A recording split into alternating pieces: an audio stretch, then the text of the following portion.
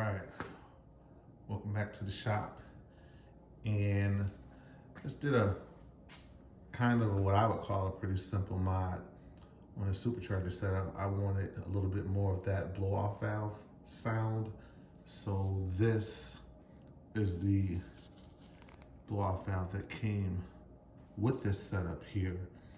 And Vortech offers an upgrade, and that's the Maxflow Race valve.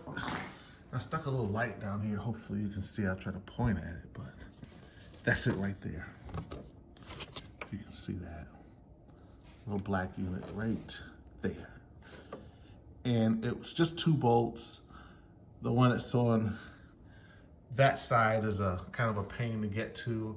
I used an 11 millimeter wrench that I cut in half, but that made it a lot easier because I was too lazy to take the whole thing apart.